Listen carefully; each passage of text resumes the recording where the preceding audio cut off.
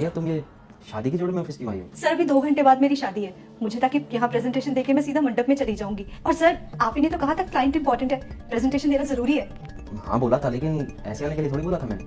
अगर ना आती तो फेरों के लिए मुझे लेट हो जाता। और सर शादी का क्या है, वो तो मैं कभी भी कर सकती हूँ ना, पर आप ही ने बोला था कि मीटिंग सबसे ज्यादा जरूरी है। सर 15 को मेरी शादी है, तो उस दिन मेरा आना पॉसिबल नहीं हो पाएगा। आप प्लीज मुझे उस दिन की छुट्टी दे दीजिए। प्रिया ट्राई टू अंडरस्टैंड, मैं तुम्हें छुट्टी नहीं दे सकता। तुम कैसे भी करके मैनेज करो, दैट्स नॉट माय हेडेक। और अगर तुम मैनेज नहीं कर सकती तो एक काम करो, ये जॉब छोड़ दो। सर उस दिन मेरी शादी है, मैं आपको कोई जनरल छुट्टी के लिए थोड़ी बोल रही हूँ। तो 2 घंटे निकाल लेना ना प्रेजेंटेशन के लिए। पर सर मैं अपनी शादी वाले दिन कैसे आ पाऊंगी यहाँ ऑफिस में, आप खुद ही सोचिए ना। शादी तो ठीक है, लेकिन ये प्रेजेंटेशन ज्यादा इंपॉर्टेंट है। ये कंपनी के लिए बहुत बड़ा प्रोजेक्ट है। तुम्हारे अलावा इस कंपनी में और कोई नहीं है जिसे मैं ये काम सौंप सकूं। तुम्हें ही आना होगा, अब वो तुम देखो कि तुम कैसे एडजस्ट करोगी। सर मेरी जिंदगी का इतना बड़ा दिन है, मैं कैसे मैनेज कर पाऊंगी सर, मैं नहीं आ पाऊंगी अपनी शादी वाले दिन। प्रिया अगर तुम्हें नौकरी करनी है तो लाइफ में कुछ तो कॉम्प्रोमाइज करने ही होंगे। अगर आज ये अपॉर्चुनिटी को तुमने मिस कर दिया तो फिर कोई और ले लेगा इसे। फिर मत कहना कि मुझे ये मौका नहीं दिया। शादी वादी तो होती रहेगी प्रिया, लेकिन लाइफ में करियर भी तो जरूरी है ना। अब ये तुम देखो कि उस दिन कैसी आओगी प्रेजेंटेशन के लिए। सर सुबह से मैं शादी के फंक्शंस में बिजी थी, उसके बाद मैं रेडी होने के लिए पार्लर चली गई।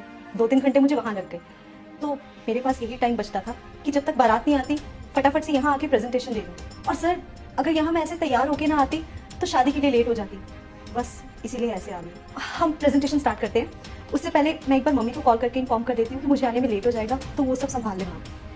हेलो मम्मा, जरा पंडित जी से बात करिए कि मेरे 2 घंटे लेट हो सकते हैं।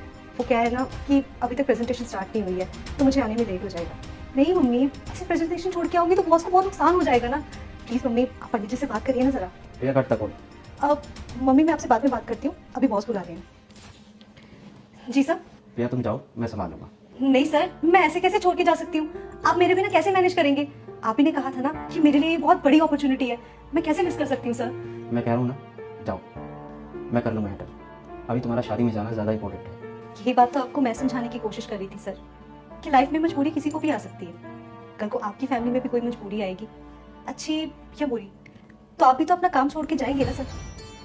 तो फिर आप बॉस अपने एम्प्लॉयज के लिए हर सिचुएशन को इतना मुश्किल क्यों बना देते हैं। सर आपकी भी बेटी है, कल को वो भी बड़ी होगी, ऑफिस जाएगी, जॉब करेगी, और कल को उसका बॉस उसके सामने यही सिचुएशन रखते कि या तो अपनी जॉब कर लो या शादी कर लो, तो आपको भी तो बुरा लगेगा ना सर। आई नो मैंने गलत किया तुम्हारे साथ। मैं अपनी इस गलती को सुधारने के लिए तुम्हें 1 महीने की छुट्टी देता हूँ। जाओ अब अपनी शादी अटेंड करो और एंजॉय करो। Wish you very happy married life. Thank you so much sir.